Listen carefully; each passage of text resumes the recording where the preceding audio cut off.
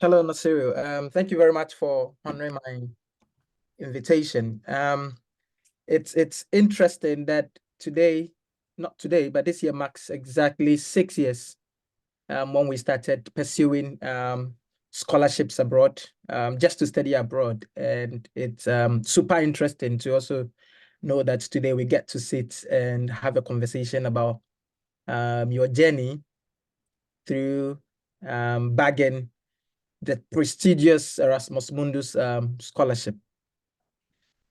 So quickly, I would like to know what is the most unexpected things you discovered about yourself between when you submitted an application to be considered for a scholarship until when you backed the prestigious Erasmus Mundus Scholarship.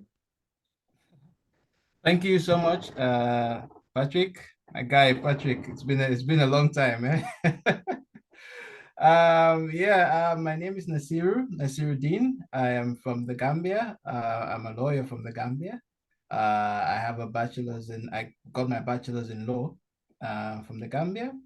And since I graduated in 2018, I had been looking for ways in which to further my education, get a better footing in life. Of course, with better education, you can get better jobs, better finances, better prospects in life. And that's how I got to meet my old friend here from a long time ago, Patrick. We've been on this journey for a long time, from meeting on the student room forum, the studentroom.co.uk, to starting the CSS WhatsApp group, where we shared a lot of scholarship information. You've been an integral part of my scholarship journey, as I've been in yours as well. And yeah, it's a tough road, as you and I would know. There's a lot of disappointments you face on the way. Well, not everybody. Some people try the first time, you get it. Other people like me and you had to try several times. We had to try a lot of scholarship applications. I think the first one I applied to was the Commonwealth Shared, something a scholarship you're very, very familiar with. And it was my first disappointment as well. I applied in after 2018. I was looking into it and I applied at sometime in early 2019. It was my first disappointment. And then I had also applied for the Helmut Schmidt Scholarship in Good Governance and Public Policy, the one in Germany. And that was my biggest disappointment because that one was in late 2019. I applied for the Willy Brandt School in Erfurt. And I was shortlisted out of about 860 applicants. I was shortlisted for interview. One of the 30 applicants shortlisted for the interview that year, and then did the interview and then didn't get in. I was so optimistic, and then when you applied and you started searching for videos in Germany, like how is life in Germany, or yeah, in fact, I even started taking some German courses to learn the language before going. And then they just served me breakfast, man. It was crazy. Yeah, it was my biggest disappointment. And the funny thing is, my friend who was my close friend, we have similar profiles, law students. In fact, straight out of the university, we had the same job together, same position. He applied for the same scholarship, same school the following year, and he got in. He recently completed the scholarship. So the biggest thing I learned throughout this journey is that life doesn't go according to plan sometimes. And sometimes the scholarship you pour your heart out to, the one you're always optimistic about, or the one you yearn for, is sometimes not the one that wants you. It's sometimes not the one that has been planned out for you. And you will apply to that scholarship. Like the dad, I applied like 2 to 3 times for that one. Never got it. Applied for the Erasmus first year. I got it. Just like that. So you learn that in life, that sometimes things don't go according to how you plan it. And sometimes you stumble upon things. There are certain scholarships you never heard of until you searched. And then you find it, and then you're lucky winner. And then there goes your life. Your life has changed. So It's just an encouragement for everybody as well. When things don't go according to plan, just know that there's always something to come after that, and that might be even better than what you had planned to get. I mean, I visited Erfurt. I visited my friend in Erfurt. Erfurt is a beautiful city, but I remember the following year I applied to Passau, which is south of Germany, and I went to the city because I had another friend who was there who won that scholarship, and I didn't like the city. I was like, what if I'd won the scholarship and come to this small German city in the south of Germany? I would have hated my life. So I was blessed to get this one, and it just turns out good at the end of the day. So at the end of the day, once you get the yes, you forget about all the no's you've got in the past. It becomes a story of the past. So be resilient, keep applying, and you never know what will work out for you. Interesting, and one funny thing is that we have similar stories because I kept applying for the Commonwealth Shared Scholarship from 2017. I applied for it multiple times, even until 2019. But it would shock you to know that the very first time that I applied for the Mastercard Foundation Scholarship Yeah, program, I got into it. yeah, Well, I've been applying for Commonwealth, since 2017, and then I never had the opportunity. yeah. But I tried my first time for the Mastercard Foundation Scholarship program, and then I Just went like I went through. but So yeah, so it actually ties into what you just said. That yeah, I tell you, uh, my guy, I was already learning German. I tell you. yeah, the fact that you have your gaze on one specific scholarship, and Yeah, you throw in all your efforts on that, and then it comes out almost all the time negative. yeah, And then you try another one, even for the first time, and then it works out. yeah, And I think that I had a similar journey, yeah. a similar journey. Thank you very much. So as we are going to, focus our conversation majorly on the Erasmus Mundus scholarship, Mhm. I would like you to tell us what it entails, tell us about the Erasmus Mundus scholarship, what is the eligibility requirement, everything about the Erasmus Mundus scholarship. Okay, the Erasmus Mundus Scholarship is funded by the European Commission. It's a catalog of scholarships. It's not just a singular program. So there are, I think, about 80 to 100 programs in the catalog. So if you go to the website where they have the catalog of scholarship programs, you see it's in different areas, from life sciences to social sciences to humanities to law. Uh, every area is covered. Information technology, even environmental science is covered. So there's a lot of options for whatever background. But the eligibility requirements differ from program to program. There are 80 to 100 programs. Each one has a different eligibility requirement. Each one. Now, I come from the law background. In the Erasmus program, my program is actually not law, it's the program I'm doing right now. It's a Master's of Arts in Human Rights and Human Rights Policy and Practice. But from a law background, you do have like a background in human rights, so you can apply for it. Other programs that I was eligible for was, I think, a master's in law and development, if I'm not mistaken, and another master's in law that had to do with AI and data science, something like that. But those master's programs, like one of them required me to do an English test. The other one required you to have a basic, not even basic, intermediate knowledge of French. That's the one in data and AI. I don't have a background in French. I don't know any French. I do know some French, but not enough to go learn the whole course, the whole master's course on it.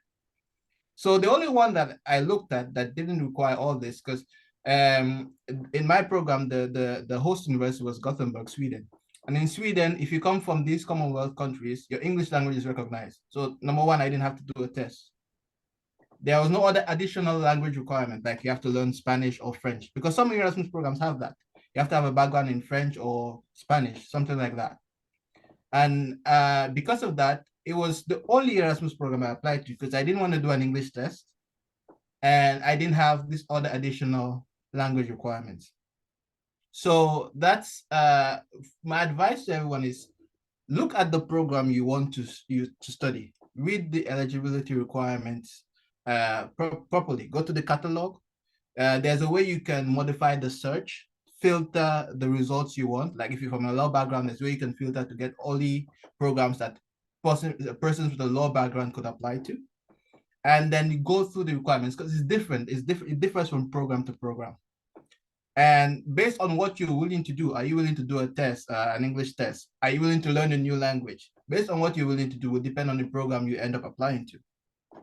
So in my program, there was no need for an English test. You only needed to have a bachelor's. You also needed to have 2 years of work experience in the human rights field. So that was an additional, because some Erasmus programs require you to have work experience in that field. So you have to look keenly at the eligibility requirements of that program, that specific program, because they're all different programs. So, and see if you fit into that, or you can meet those requirements, or you're willing to do what is required to meet those requirements, and then you apply. You don't apply without the full knowledge that you could meet those requirements, because then it will be futile. So that's what I have to say regards to that.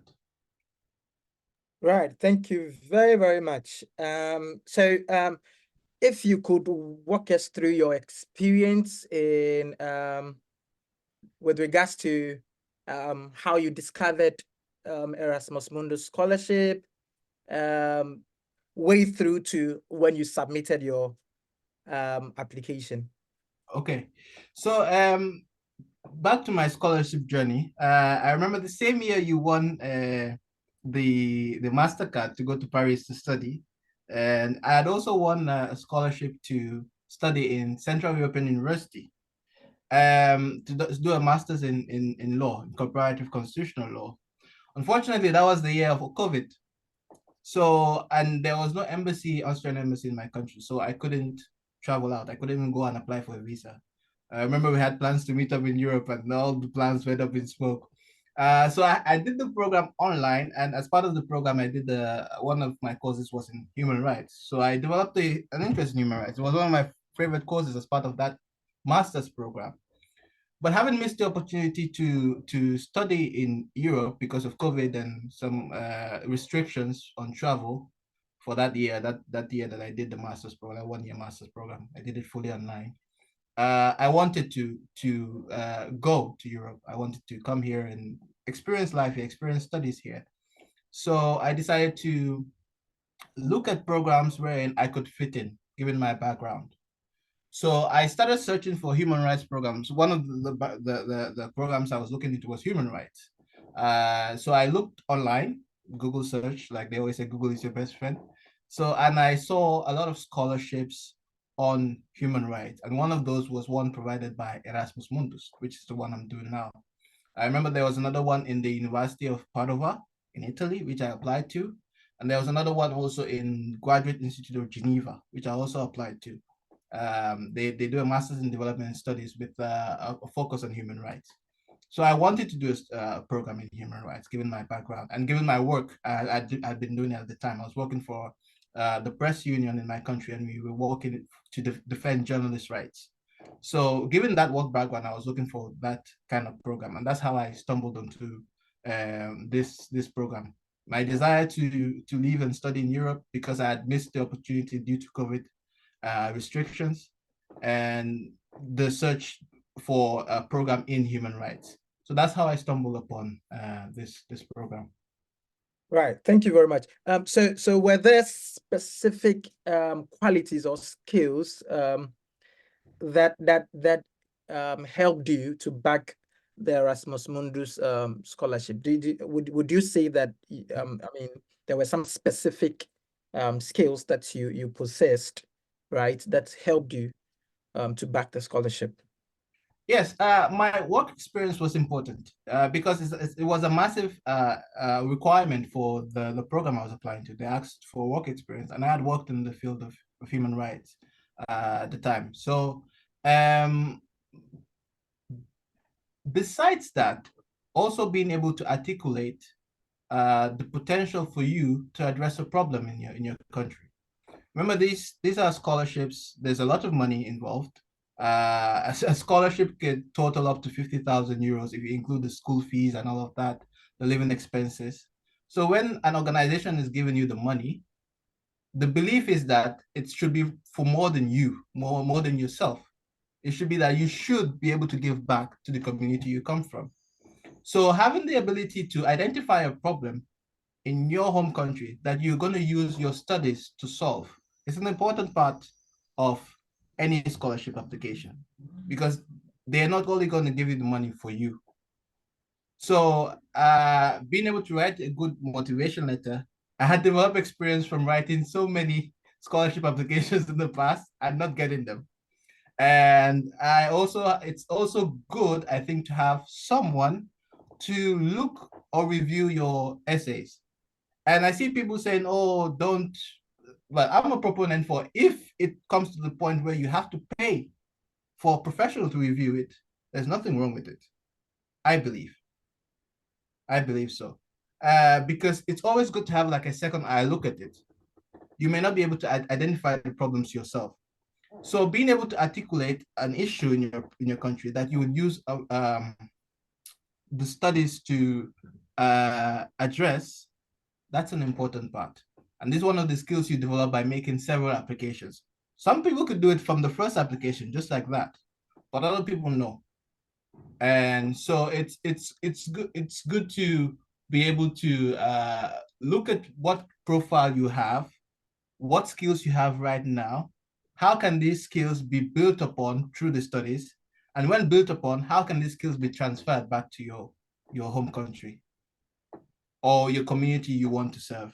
It may not only be your home country, it could be the globe. You could be very ambitious, and that could work as well. So I think those are the skills that are quite important. Great, thank you. So did you seek any guidance or mentorship during the application process, or you did everything on your own? I had a lot of experience already, and of course, we supported each other, particularly you. I mean, anytime I had written an essay, I'll send to you, and you would review it, and like this is my feedback and all of that. Having that support system is essential. And also like when even drafting my CV, I always sought someone to review it for me. I would sometimes I'd be like, I'm bothering this guy too much, but it was reciprocal in many ways, because I would also not hesitate to do the same for you. And it's important to have that feedback system. There were also certain websites where I would download essays from other people and look at them and learn from them as well. Scholarship winning essays. That was one of the things as well, because then you identify pointers or trajectories that they took in their essays, and you could in many ways replicate that or learn from it. So I think that's a support system is necessary. You always need someone to check you and say, no, this is wrong, or how about you put it that way? And sometimes they might even remind you of essential requirements that are minimum requirements for the program, for the application. Or you might have a friend who might even remind you of a deadline. So having that check and support system is important. If you want to go on it on your own, it could work for some people. It could work. But it's always nice to have someone to provide some checks and balances for you. Great. So can you now provide some insights into the importance of aligning your goals with the mission and values of the scholarship provider? So, I mean, if you can provide some insight into whether or not it is relevant to align your scholarship essays to the values and goals of Erasmus Mundus. I mean, the entire scholarship thing. I mean, they should have some values and goals, principles, or whatever it is. Do you think it is relevant to align your essays, right, to those goals and values and principles of those scholarships? To a degree, yes. But like I said, the Erasmus Mundus is not just unlike the MasterCard scholarship, where, for example, it's one university, one program, and then a lot of people apply to the same university. So you can align it to that singular university. In Erasmus, there are 80 different programs, right?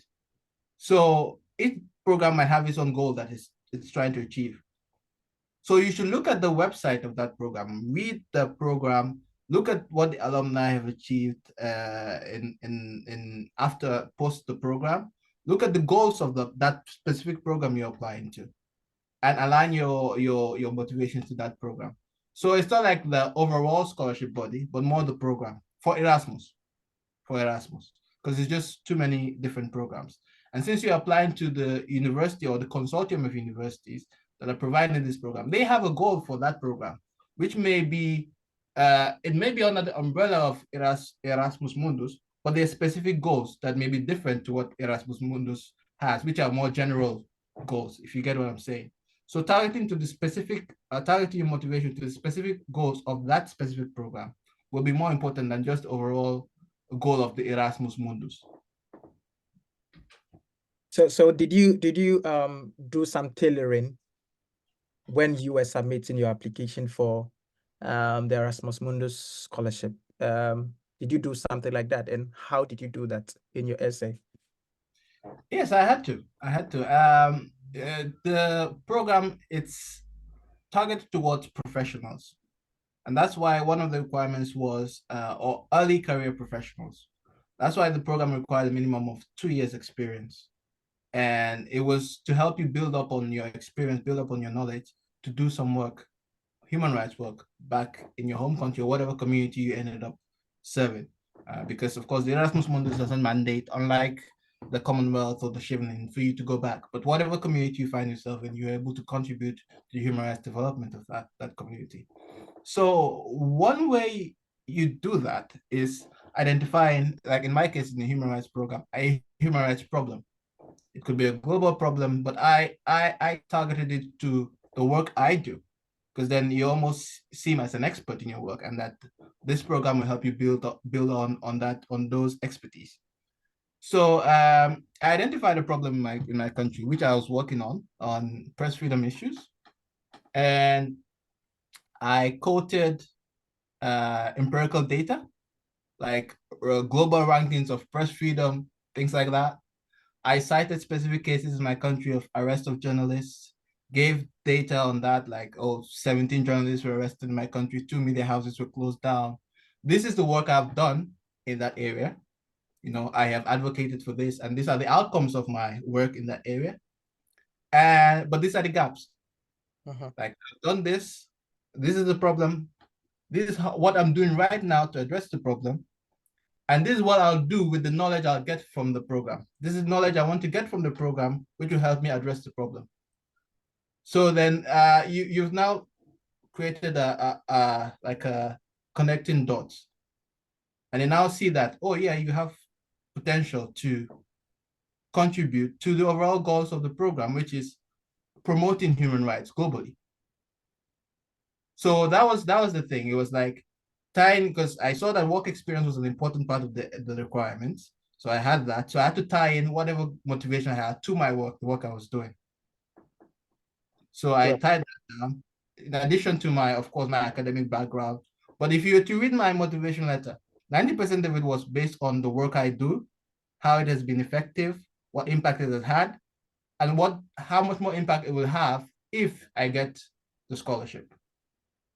So then my academic portion of the motivation was just one paragraph, just almost at the footnote. This is my background, a lot of that, Yeah. But it's a professionally focused program. So the motivation to me had to be professionally focused. And I think I did that in my motivation. And also my reference, the reference I had one academic and one professional. And the professional letter emphasized my work as well. It almost confirmed what I've been doing and the impact I've had.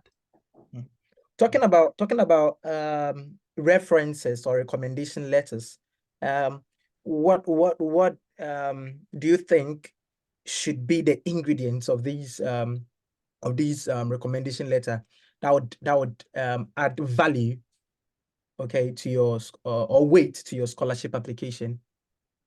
Well, to me, the recommendation letter should almost confirm the potential you have that you've talked about in your motivation letter. The reference letter should confirm that. Like you should have someone who has worked, like in my case, it was a professional targeted course, or I took a professional direction in my motivation letter.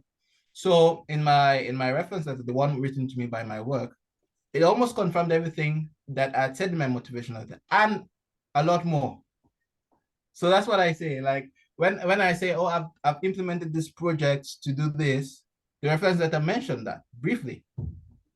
The reference letter even went further to say more things that I had not even included in my motivation letter.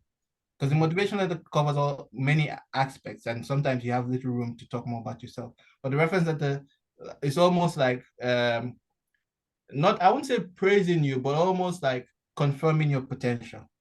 I think even in one of my in the reference that I had, my boss wrote that we will be happy to even have him back, and when he comes back, we're going to promote him, something like that. So that's just to show that we are happy to have him here. He has proven himself to be a great member of the human rights community here, and he has made an impact. And we believe with these studies, he can do even more. Mm. We're going to promote him once he comes back. So it should confirm the potential you've talked about in your motivation letter and a little more. So you want to argue that the recommendation letter played a huge role in securing the Erasmus Mundus Scholarship, right? It did. It did. And the academic, because some scholarships require just one. So sometimes it's hard to choose whether I choose the academic letter or professional letter. But this one, we had the chance to put two. So the academic one confirmed that my academic potential as well, because I was a good student, above average, more than above average. So that confirmed that, and it shows that you have the capacity to go through the whole, because a master's program is an academic program, which would also impact in your professional skills. So that did that. But I think the most important one, especially for this program, which is so professionally focused, was my reference letter from work. Okay. Talking about the fact that you are above average academically and all that, what is the specific requirement, academic requirement, to be eligible for the Erasmus Mundus scholarship? Is it for only first class, or people that obtain first class only, or I mean people with second class upper with good experience, or people with second class lower with good experience, or someone with probably a second class lower but with a master's degree? I just want to understand the dynamics when it comes to the academic requirement to be eligible for the scholarship. Well, my program, I don't think they had a specific academic requirement, because some do. Some will tell you clearly a second class upper. Some will tell you a first class. I've seen some scholarships that tell you, oh, first class, we want the first class. But mine didn't. The focus of mine was more on the professional. Of course, you had to meet a certain basic academic requirement. I believe there is consideration for that. You can't be failing all your courses and then expect to apply for a scholarship, because then there will be doubts whether you can go through or whether you're even serious enough to go through the program. But even with an average grade, there are many scholarships you can win. I know people who had a 2.9 GPA winning scholarships like the Chevening, which is also very professionally focused, unlike many academic scholarships. So you should look at the scholarship and see what's the focus of this scholarship. Is it on academic performance or professional? Because if it's professional, then with an average academic grade, you can go in.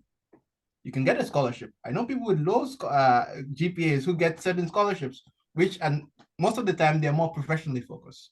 I'm sure you're aware of that. You had instances where people with low GPAs get into programs, and there are other factors that help them. You could also do another degree, like you said, and show the other degree, if you did well in that degree, as proof that you're academically talented. And maybe explain in your motivation letter that the first degree I had, I performed poorly because of such and such reasons.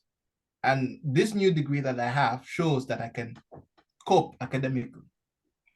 So it depends on the program you're applying to. So that's why I always say, read the requirements of that program. Do you meet them? because then it becomes futile to apply if you don't meet them. But Okay.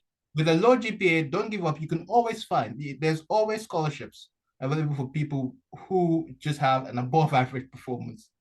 It's not a death knell. It's not a final nail in the coffin.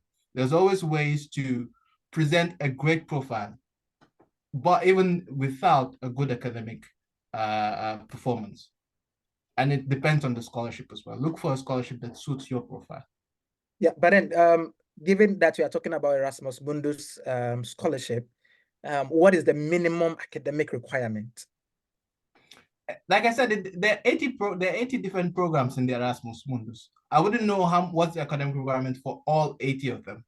But Okay. for mine, I think it was just I believe it was a 2-2, I think. Which Because is second lower, right? second lower, yeah, I think so. I believe so. Because the academic, it wasn't a problem for me. It wasn't something that made me think, oh, I may not meet this one. So it was not a difficult it's not a difficult bar to meet, if I put it that way. Unlike most like common redshirt scholarships where you see, oh, just first class. No, it wasn't like that. And most Erasmus Mundus scholarship, from what I've heard, and from other Erasmus Mundus scholars from other programs that I've spoken to, they don't have high academic requirements, especially those who are that are professionally focused. Although it is always good if you're in university right now to have that. So as a safe option, have a good academic background, because then once you have a good academic background, you have a good professional profile, you add that two together, you're formidable. You're formidable in any application. Yeah, but okay, that's good. So talking about recommendation letters,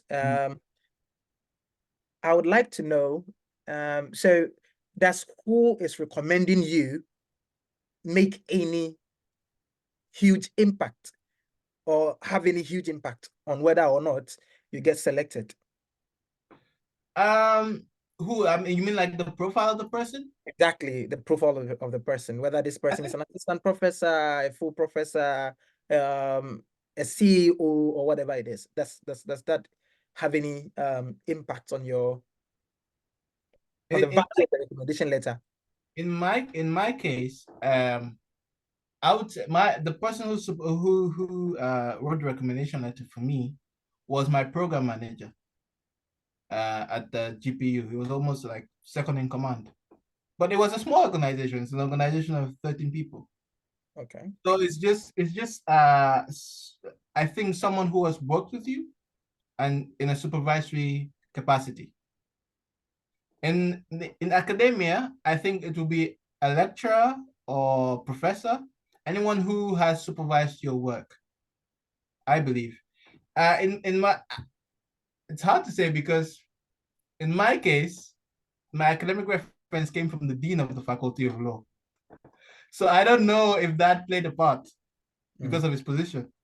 But in the previous scholarship I won, the one I couldn't go to, Central European University, it was just a lecturer that had attended, whose classes I had attended. He was the one who got a recommendation for me, and I got it. So I think it's just someone who has either worked with you or supervised your schoolwork. Okay. Because having a graduate assistant write with you will carry very little weight, of course. But a lecturer, a professor, maybe the higher the position, the greater weight it carries. But what matters most is the content of the letter. What does it say about you?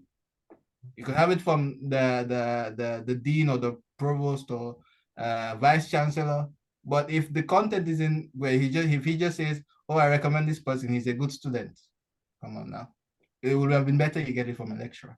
Yeah. Yes. So it boils down to the fact that the content is what really matters. The content, yes. So it's usually how it happens in the reference letter is like in the beginning, either your lecturer or your boss at work will establish in the first paragraph his relationship with you. Like I supervised him in this project, or I supervised him in this, or he was in my class, this and this class, and I taught him this. I was able to evaluate his work, in this course. And then after establishing a relationship, telling the reviewer what this person was like, his performance, his potential. Yeah. So So yeah. So then you're talking about the fact that even in the recommendation letter, there should be evidence of what you demonstrated, probably in their class or working together with them, and Yes. not just saying Patrick is good. Yes, And exactly. So I've given the example in my work reference letter that I had worked on some projects. These were the outcomes. He detailed everything, like these are the outcomes. He had produced this report on this date and this and that. In fact, he added a link to the website there where they could check some of the work I had done. And even in my CV, I added a link to some of the work I had done. Like, because we work with journalists. So sometimes when we do some of these projects, this advocacy work is published. So I had links there as well. In the academic letter, the dean of the faculty of law had actually taught me in class. So it wasn't just I was just looking for a big name. This was someone I had actually worked with, and he was aware of some of the things I'd done. Like in before I had graduated, I had published one paper. So he wasn't aware of it, but I brought proof to him that like I've published the paper as well. So maybe you could add that to the reference letter. So he added that. He added my performance in class. Like I would always participate in debates. He added my grades, the grades I scored in his lectures, his modules. How I am as a person. That I'm very collaborative. I work well in teams and individually. So it's just these little nuances that he highlighted in the letter. okay, so talking about publishing the paper before, I mean, and then indicating in your application that you had published the paper, is publishing the paper a necessary requirement to go through the Erasmus Mundus scholarship application? No, I would say no. In my cohort, we have like 11 scholarship holders, 11, out of 1,000 applicants. And out of those 11, I think only 2 of us had published before coming to the program. So it's not a requirement. It's not. I think publications are usually very important when you're applying for a PhD. And for masters, not so much, but it can add weight to your application. It can. I'm not devaluing it in any way, but it's more important when when you want to apply for a PhD. That's why you see some people go straight from bachelor's to PhD, jump in the masters, because they may have had 1 or 2 publications straight from undergrad. So it's more important in PhD than a master's application. Okay. Most of the people in my program never had a publication before going in, and they won the scholarship. So it's not. Thanks for that details. Throughout our conversation, you've not really spoken about how you articulated your passion in your essays. Is it necessary to highlight the fact that you are passionate about something, and that is what is driving you to want to submit an application for a particular program to be considered for that very scholarship? I mean, how did you articulate your passion? If you did write on your passion in your essays, how did you do that? For me, I wouldn't say it was a passion to address issues of press freedom. For me, it was more of a vital, critical issue that needs to be addressed, and that I'm in a position to address it. And I'm actually working right now to address it. I wouldn't call it, although it can be packaged in the framing of a passion, but I didn't see it as that. I was just saying it as, oh, this is the issue I am working on right now. This is the issue I'm most invested in. That's the word, invested in. And this is the issue I want to address. So how I articulated it was first highlighting the issue. Like I said, in my country, there's a problem with press freedom. Journalists are being abused. That in that year alone, like in that year that I applied, it was an election year. So there are a lot of political issues that had resulted in journalists being arrested, media houses being closed down. I highlighted that in my application. I had conducted trainings to promote the safety of journalists in my country. I highlighted that in my application. My country was dropping in the ranks of press freedom. globally, there was it's called the Reporters Without Borders Index. I highlighted that in my application, that this is a problem. This is a very big problem in my country, and I am in the midst of it. I am right in the middle of it, working to address this problem. And then I told them, I've read through your program. I've seen the modules in your program. I see what you have to offer. I see that I can learn this and this to address these problems. So I highlighted the gaps and how that program or this program that I'm in could specifically address those gaps. How the knowledge I gained from this program will specifically address those gaps. And then I talked about my short-term and long-term goals after the program. And one of them was to collaborate within West Africa. That was the long-term goal, to address breast freedom issues within West Africa. And I highlighted that I have actually the contacts to do so, because we have been working with the Media Foundation for West Africa. So I highlighted my motivation that when I come back, I even have the contacts to do this. So it's not like a far-fetched idea. It's within reach. So these were some of the things I was able to articulate in my motivation letter. That there's a problem. I'm in the midst of addressing the problem, but I am shortchanged in a way that this program can help. And when that program helps me, I can come back and address these problems in these ways. Okay. So that was it. Right. Interesting. So when you were talking about this, you mentioned trainings that you had, undergone, right? That's played a role in how you articulated your powerful motivational essay for the Erasmus Mundus Scholarship. So would you highlight the resources, the workshops? Do you think, attending workshops and other trainings and all that plays a role and in bagging the scholarship? And how do you properly integrate the mixture of trainings you've attended or you've undergone, workshops that you've participated in? How do you incorporate all these learnings in those areas into your essay to make it a formidable and a very compelling one that can convince the scholarship assessors? Well, unless the training was very vital, or you seem it to be very vital to the application, I think these things are what I'll consider icings on the cake, and not the cake itself. So the cake itself, it's your actual work, and then your academic background as well. And then these other things, if they connect in any way to the work you're doing or to your potential after the program, or your potential to do the program, then you can include them.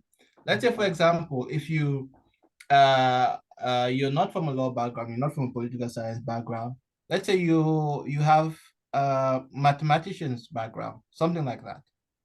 Because there's someone in my program who actually doesn't have any of these humanities background. She's a biologist, and she's in the program, in the human rights program.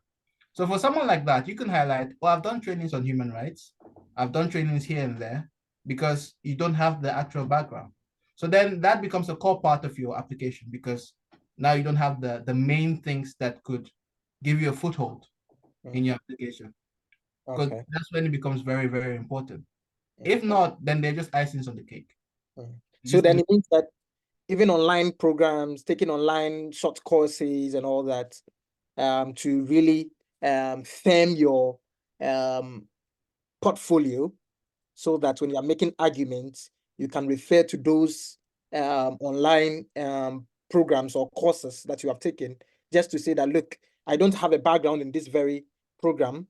However, I took a short course online, and that has given me that understanding. Yeah. Okay. Yeah, that's it.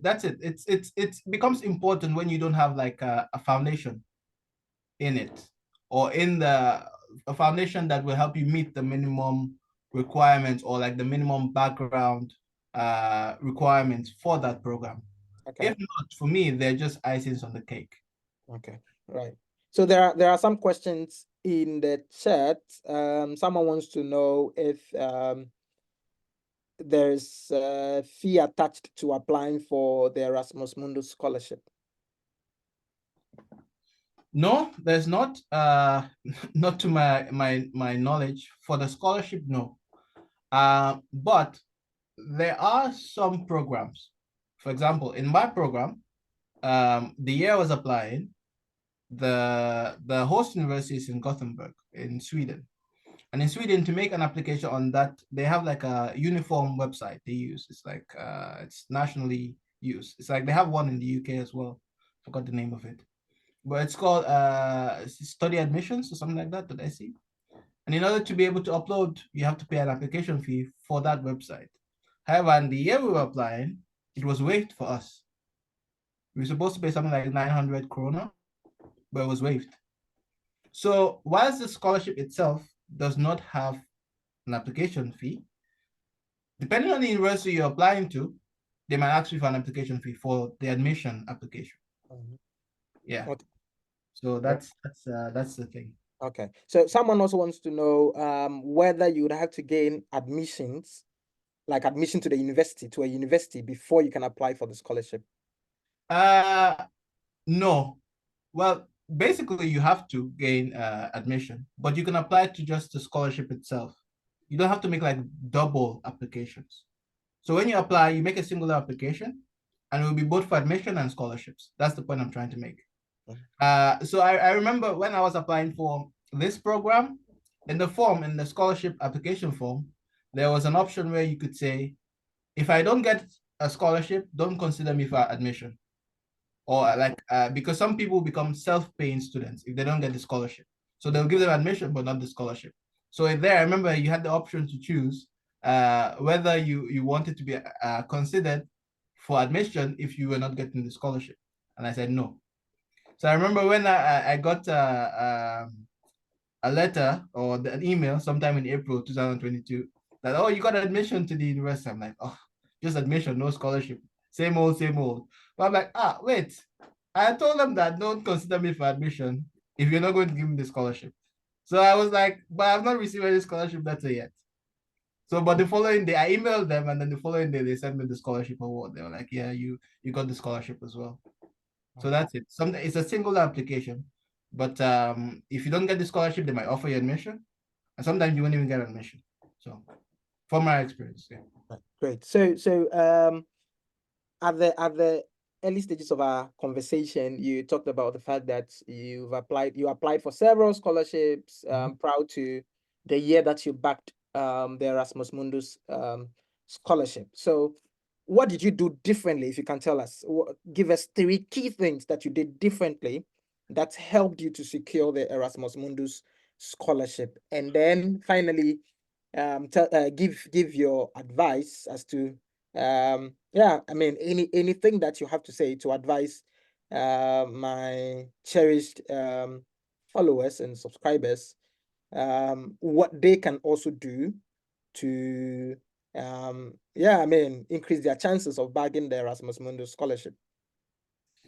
What I did differently. No one, I started not applying, but preparing for the application almost 5 months in advance for the Erasmus.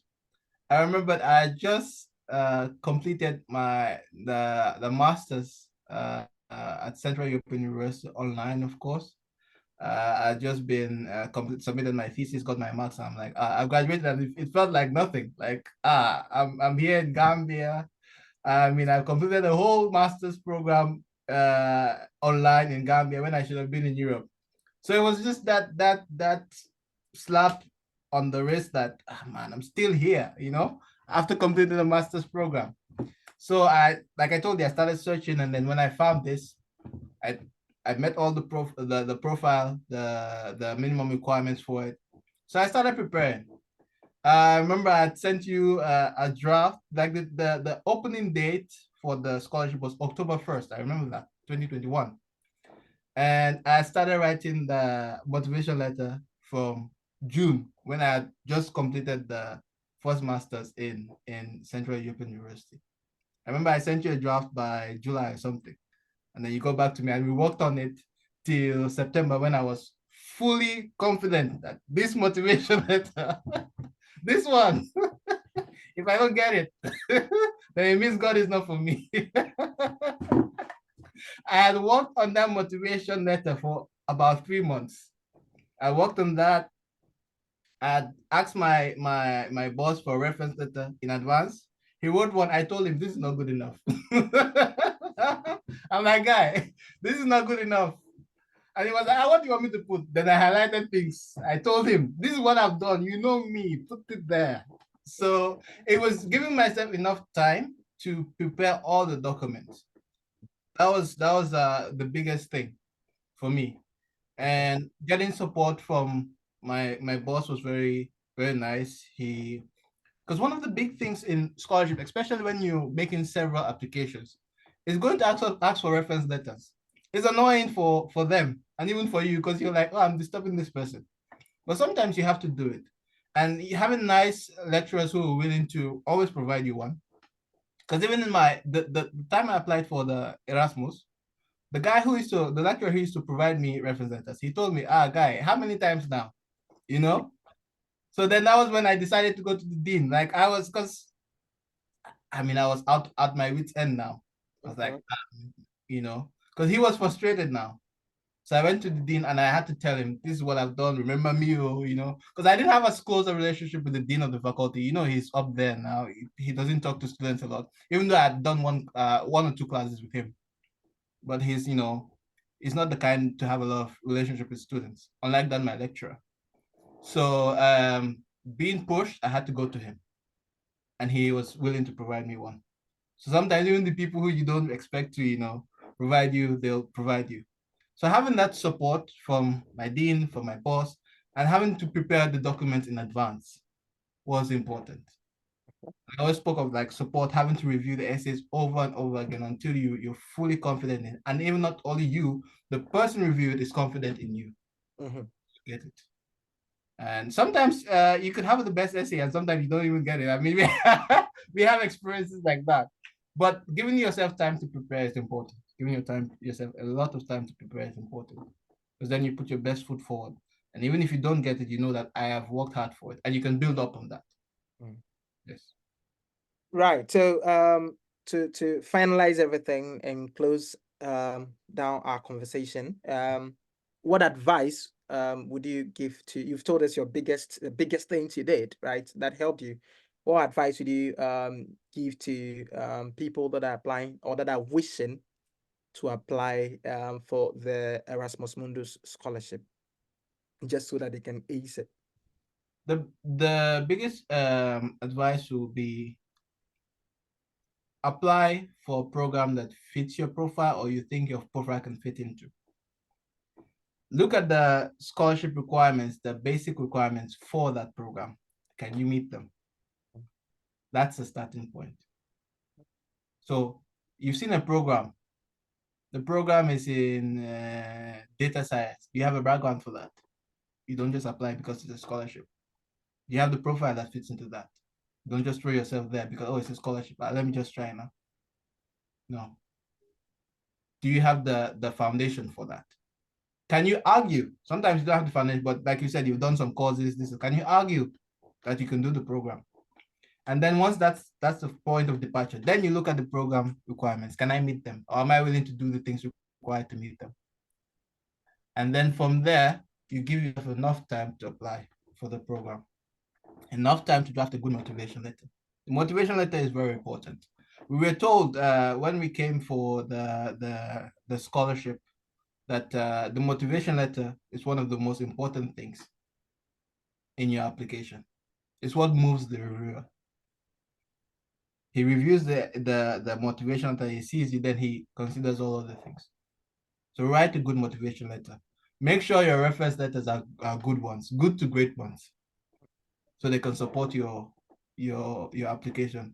Don't be shy to tell your referee that this is not good enough. Don't be shy. Right. Tell them that I've achieved this and that. I've achieved it, and I achieved it. Write it down. Tell them. Don't be shy. And I know it can be frustrating because I've gone through it as well, having to always ask your referees for letters over and over again. It's frustrating. Sometimes you don't have the nerve to go over that again. That's why even me at the time the scholarship award letter came, it was the last application I had for that application cycle. The other ones had bounced me. Graduate Institute of Geneva had given me admission, no scholarship. University of Padova for the human rights program had also given me admission, no scholarship. This was the last one, and I was like, I'm not going for any recommendation letters again. But never give up. Just keep trying. It may not work out as planned initially. It may not work out as planned, but if you keep trying, something will come your way. Just keep trying. This is not my saying. I've heard it from other scholarship holders who say, you just need one yes, and all the no's become irrelevant. So just always have that in the back of your mind. Thank you very much. On that note, we bring our conversation about the Erasmus Mundus Scholarship to a close. I'm sure I have some questions. I think we answered them all. Okay. Yeah. Okay. So I'm very confident and extremely sure that those that would chance on this very video would really say a big thank you to you. Just as much as I'm grateful that you found time out of your busy schedule to talk to me about your journey through bagging the prestigious Erasmus Mundus Scholarship. Thank you very much. And on this note, we bring our conversation to a close. And thanks to everyone that joined today's conversation. Bye. Bye-bye.